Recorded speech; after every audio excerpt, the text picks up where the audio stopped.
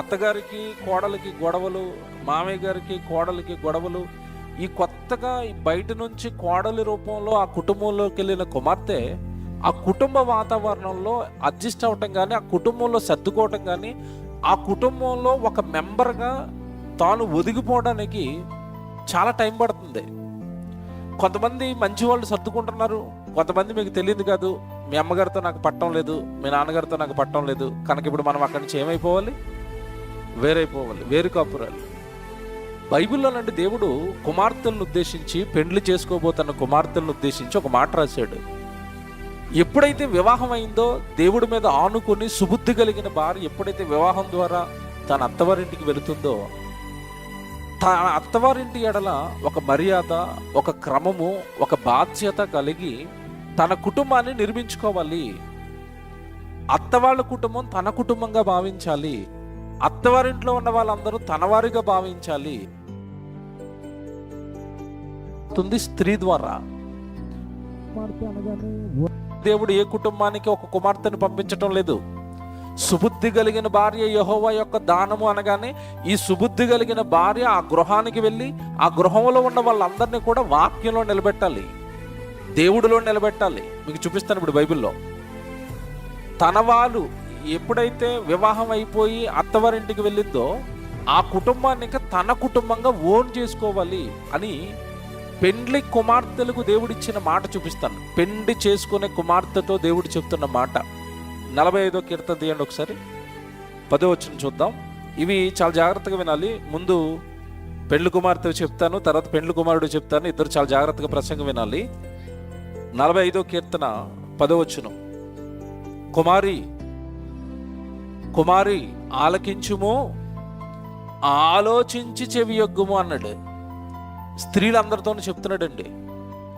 పెండ్లి చేసుకున్న స్త్రీతోనూ పెండ్లి చేసుకోబోతున్న స్త్రీతోనూ చెప్తున్నాడు, కుమారి ఆలకించుము, ఆలోచించి చెవియొగ్గుము, నీ స్వజనమును నీ తండ్రి ఇంటిని మరువుము. వివాహం అయిన తర్వాత నీ ఇల్లు మారిపోయింది. పుట్టిన నాటి నుండి వివాహం అయ్యేంత వరకు తండ్రి గారి ఇల్లు నీ ఇల్లు. వివాహం అయిపోయిన తర్వాత ఈ ఇంటి నుండి నువ్వు ఆ ఇంటికి వెళ్ళాలి, ఆ ఇంటిని నువ్వు ఓన్ చేసుకోవాలి అంటున్నాడు. ఆ ఇంటిని నీ ఇంటిగా భావించాలి అంటున్నాడు. కింద మాటలు చూడండి. నీ రాజు నీ ప్రభువు, అతడు నీ సౌందర్యమును కోరినవాడు, అతనికి నమస్కరించుము. భర్తకు లోబడండి, భర్త ఇంటిని మీ ఇంటిగా భావించండి. తల్లివారింటి నుంచి ఆ ఇంటికి వెళ్ళిపోయిన తర్వాత ఆ ఇంటిని మీ స్వగృహంగా మారిపోవాలి. దానిపైన దేవుడు ఆలోచనలు ఏమున్నాయి, దేవుడు ఉద్దేశాలు ఏమున్నాయని ఈ ఇంటి నుండి ఆ ఇంటికి వెళ్ళిన కుమార్తె ఆ ఇంటిని తన ఇంటిగా ఓన్ చేసుకోవాలట, తన సొంత ఇంటిగా మార్చుకోవాలట.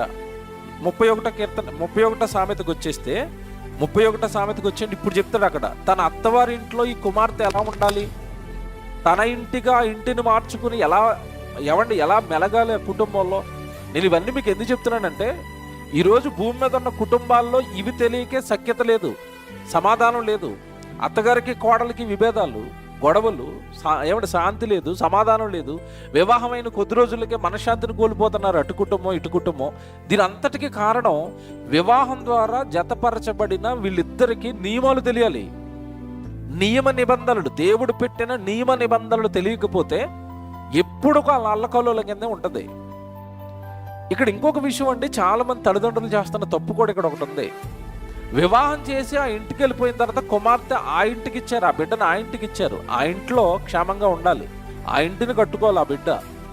కానీ ఇటు పంపించిన తల్లిదండ్రులు కూడా చాలా మంది ఆ బిడ్డకి విషాన్ని చెబుతున్నారు. అత్తగారు ఏదైనా ఒక చిన్న మాట అనగానే అలా అంటుందా నిన్ను, ఇలాగ అంటుందని ఇటు నుంచి అత్తగారు చెప్పిన మాటలన్నీ బిడ్డ బాధపడుతున్నప్పుడు తల్లి కానీ తండ్రి కానీ ఏం చెప్పాలి అంటే, ప్రారంభంలో అలాగే ఉంటాయమ్మా, కొత్త కదమ్మా, సర్దుకుంటాయమ్మా అని చెప్పాల్సిన వాళ్ళు మరింత రెచ్చగొట్టే వాళ్ళని కూడా నేను చూశాను. ఇటు నుంచి అమ్మనాన్నలో వాళ్ళు అక్కడ అడ్జస్ట్ అవ్వడానికి, ఆ కుటుంబంలో వాళ్ళు ఒదిగిపోవడానికి కొద్ది కాలం పడుతుంది. కొత్తగా వెళ్ళింది కనుక ఆ ఇంట్లోకి ఆ పరిస్థితులన్నీ చక్కబడ్డానికి.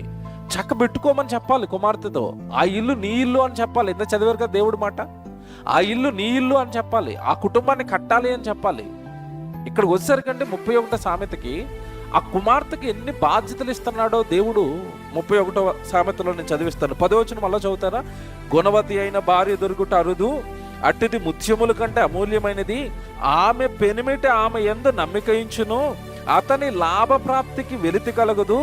ఆమె తాను బ్రతుకు దినములన్నీ, ఇది అండర్లైన్ చేయండి, ఆమె తాను బ్రతుకు దినములన్నీ అతనికి మేలు చేయను. కానీ అంటే కుమార్తె భర్తకి ఏం చేయకూడదట? మేలు చేయాలి కానీ కీడు చేయకూడదు. నువ్వు ఎక్కడి నుంచి వెళ్ళిపోదాం, మన ఇంటి నుంచి, మీ ఇంట్లో నుంచి వెళ్ళిపోదామంటే అది మేలా కీడా చెప్పండి? చిన్నప్పటి నుంచి ఆ బిడ్డను కనీ పెంచిన అమ్మనాళ్ళు కొడుకు దూరం అయిపోతుంటే బాధపడరండి? అమ్మనాళ్ళను చూడలేక ఇతను బాధపడ్డా. చాలా మంది ఆడపిల్లలు అండి, నా భర్త నాతో ఉంటే చాలు, నేను అతనితో ఉంటే చాలు, మేమిద్దరం ఉంటే చాలు అనుకుంటున్నారు. నో, కుటుంబం కూలిపోవడానికి, సమాజం నాశనం అయిపోవడానికి ఈరోజు మనుషుల మెదడులో పుట్టిన భయంకరమైన ఆలోచనలే కారణం. మీరిద్దరూ సుఖంగా ఉండడానికి కాదు దేవుడు వివాహం చేసింది. ఆ కుటుంబం హ్యాపీగా ఉండాలి, కుటుంబం అంతా దేవుళ్ళలో ఉండాలి. ఈ కుమార్తె ఆ కుటుంబానికి వెళ్ళి ఆ కుటుంబంలో ఉన్న వాళ్ళందరినీ దేవుడు సన్నిధికి నడిపించాలి, ఆ కుటుంబాన్ని వాక్యంలో నిలబెట్టాలి, ఆ కుటుంబంలో ఎవరైనా తప్పు చేస్తుంటే వాక్యానుసారంగా గద్దించాలి. అలాంటి గృహ పారిపాలన బాధ్యత ఇచ్చి ఈ కుమార్తెను ఆ ఇంటికి పంపించి ఆ గృహాన్ని నువ్వు కట్టాలి. ప్రతి స్త్రీ వారి యొక్క అత్తవారి కుటుంబాన్ని దేవుడి కొరకు నిలబెట్టాలి అన్న ఉద్దేశంతో వివాహాలు చేస్తున్నాడు దేవుడు.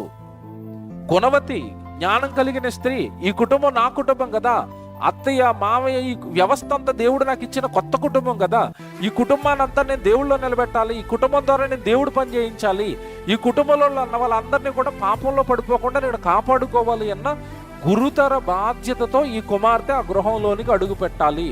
తాను బ్రతికిన దినాలన్నీ కూడా భర్తకు మేలు చేస్తూ ఉండాలి, కానీ ఏం చేయకూడదట? కీడు చేయకూడదు. ఎవడు మీరు వార్తలు చూస్తున్నారు కదా, వార్తలు చూస్తున్నారు కదా, కుటుంబాలలో ఈరోజు ఏం జరుగుతుందో మీకు తెలియదు కాదు కదా, బయట ఏం జరుగుతున్నాయి. ఒకప్పుడు పురుషులు భర్తలు భార్యలను చంపేవారు. ఇప్పుడు సీన్ ఎలా ఉంది చెప్పండి సొసైటీలో? ఇప్పుడు ఎలా ఉంది చెప్పండి? చంపేసి డ్రమ్ములో పెట్టి సిమెంట్ చేసింది ఒక ఆవిడ, చూసారు కదా మీరు వార్త. బ్లూ కలర్ డ్రమ్ములో పెట్టి సిమెంట్ సమాధి చేసిందండి. కొంతమంది ఏమో కోసేసి ఫ్రిడ్జ్లో పెడుతున్నారు, భార్యను కోసేసి ఫ్రిడ్జ్లో పెట్టిన వాడు, భర్తను కోసేసి ఫ్రిడ్జ్లో పెడుతున్న వాళ్ళు. నేను నిజంగా చెప్తున్నానంటే బయట వ్యవస్థ అసలు బాగోలేదు. కారణం ఏంటంటే వాళ్ళ జీవితాల్లో దేవుడు లేడు, ఈ దేవుడు రాయించిన మాటలు లేవు. భర్తకు కీడు చేయొద్దు, మేలు చేయాలి. నీ వలన భర్త బాధపడకూడదు, నీ వలన భర్త యొక్క కుటుంబం, తల్లిదండ్రుల కుటుంబానికి ఎటువంటి కీడు జరగకూడదు, నువ్వు అంత ప్రేమగా ఉండాలి. ఆ కుటుంబంలో దేవుడు రాస్తున్న మాటలు చూడండి ఎంత బాగున్నాయో. ఇవన్నీ స్త్రీతో చెప్తున్నవి. ఇంకా కొంచెం ముందు చదివితే 15వ వచనం చూడండి. అక్కడ ఆమె చీకటితో చేస్తారు, నాన్న చెప్పినవన్నీ చేస్తారు, ఇక్కడ ఇంట్లో చాలా పనులు చేస్తారు తల్లిగారి ఇంట్లో. కానీ చాలా మంది కుమార్తెలు చూస్తున్నప్పుడు, కోడలు చూస్తున్నప్పుడు తల్లిగారి ఇంట్లో ఉన్నప్పుడేమో వంట చేస్తారు, అత్తవారింటికి వెళితే మాకు వంట రాదండి, నేను వాళ్ళకి వండనండి, వీళ్ళకి వండనండి అంటే ఆ కుటుంబాన్ని ఓన్ చేసుకోలేకపోతున్నారు. దీనికి కారణం ఏంటంటే అమ్మగారింట్లో వంట చేసి అమ్మగారింట్లో పని చేస్తున్న వాళ్ళు అక్కడికి వెళ్ళేసరికి ఇలాగ ఎందుకు మాట్లాడుతున్నారంటే అది నా ఇల్లు అని ఓన్ చేసుకోవటం ఇంకా రాలేదు. నా వాళ్ళు, నా ఇల్లు, నా కుటుంబం, నా సొంత వాళ్ళు, నా సొంత బంధువులు అని కుటుంబాన్ని ఎప్పుడైతే, అత్తవారి కుటుంబాన్ని ఎప్పుడైతే ఓన్ చేసుకుంటామో వాళ్ళకి భోజనం వండి పెట్టండి అని దేవుడు ఎందుకు చెప్తున్నాడు అంటే అంత ప్రేమ ఆ కుటుంబం పైన కుమార్తె చూపించాలి. అలా చూపిస్తే ఎవడు నిజంగా దేవుడు ఎంత మంచోడు అంటే ఏదో భోజనాలు వండి పెట్టండి వాళ్ళకి, ఈ భోజనాలు వండి పెట్టే పని ఒకటే అని చెప్పలేదు. 15వ వచనంలో భోజనం పెట్టమన్నాడు కదా. మీరు ఇదే అధ్యాయం ఇలా చదువుకుంటే 26కి రండి. 26వ వచనం చూడండి. ఆ కుమార్తె గురించి ఏం చెప్తున్నాడు అంటే జ్ఞానము కలిగి తన నోరు తెరచును అన్నాడు. చూడండి, ఆ ఇంట్లోనట ఒక పక్క భోజనాలు వండి పెడుతూ ఓ పక్క ఆ కుటుంబాన్ని చక్కగా చూసుకుంటూ వాళ్ళతో ఒదిగిపోయి వాళ్ళతో కలిసిపోయాట. ఆ ఇంట్లో ఈ కుమార్తె మరో పని చేయాలట. ఏం చేయాలట? జ్ఞానము కలిగి తన నోరు తెరచును, కృప కళ్ళ ఉపదేశము ఆమె బోధించును. తన ఇంటి వరకు ఏం చేయాలట? బోధ. భోజనమే కాదు, శరీర సంబంధమైన ఆహారం పెట్టిన ఈ స్త్రీయే ఆత్మ సంబంధమైన ఆహారం కూడా నీ కుటుంబానికి పెట్టాలి. జ్ఞానం కలిగి నోరు తెరవాలి, కృపకల ఉపదేశం ఆమె కుటుంబానికి బోధించాలి. అంటే దేవుడు ఆ కుటుంబానికి నిన్ను పంపించింది ఎందుకంటే కోడలిగా ఆ కుటుంబాన్ని కడతావని, ఆ కుటుంబంలో ఏమైనా వాక్యానికి విరుద్ధంగా లోపాలు ఉంటే వాక్యంతో సరిచేస్తావని, అందరినీ దేవుళ్ళో నిలబెడతావని, వాళ్ళకు ఒక పక్క భోజనం పెడుతూ ప్రేమగా హక్కును చేర్చుకుంటూ ఆతిథ్యమిస్తూ మరో పక్క వాక్యాన్ని చెబుతూ ఆ కుటుంబాన్ని దేవుడి కోసం నిలబెడతారు అని వివాహాలు చేసి ఈ కుమార్తెను ఆ ఇంటికి పంపించి ఆ కుటుంబాన్ని అంతా నిలబెట్టు అని పెండ్లి చేసుకోబోయే కుమార్తెకు దేవుడు చాలా బాధ్యతలు పెట్టాడు. ఇవేవి తెలీదండి. వెళుతున్నారు, తిండి కోసం గొడవలు, బట్టల కోసం గొడవలు, ఏదో చిన్న మాట అంటే గొడవలు, కలహాలు, విభేదాలు, ఏడుపులు, గోళ్ళు. ఏమంటే నిజంగా కుటుంబాన్ని అంతా కూడా శాంతి లేని కుటుంబంగా మార్చేసుకుంటున్నారు. దేవుడు ఎంత బాగా చెప్పాడండి, జ్ఞానము కలిగి తన నోరు తెరవాలి, కృపగల ఉపదేశం ఆమె బోధించాలి, ఆమె తన ఇంటి వారి నడతలను బాగుగా కనిపెట్టును, తన ఇంటి వారి నడతలను బాగుగా కనిపెట్టును. ఆ కుటుంబాన్ని కనిపెట్టమ్మా, ఆ కుటుంబంలో ఉన్న వాళ్ళందరికీ వాక్యం చెప్పమ్మా, ఆ కుటుంబంలో ఉన్న వాళ్ళందరికీ దేవుడు జ్ఞానం నేర్పమ్మా అని ఈ కుమార్తె నా ఇంటికి పంపిస్తున్నాడు. ఇవన్నీ ఆలోచిస్తే కుటుంబాలు ఎంత బాగుంటాయండి ఈరోజు. ఇవన్నీ కూడా స్త్రీకి చెప్పినవి.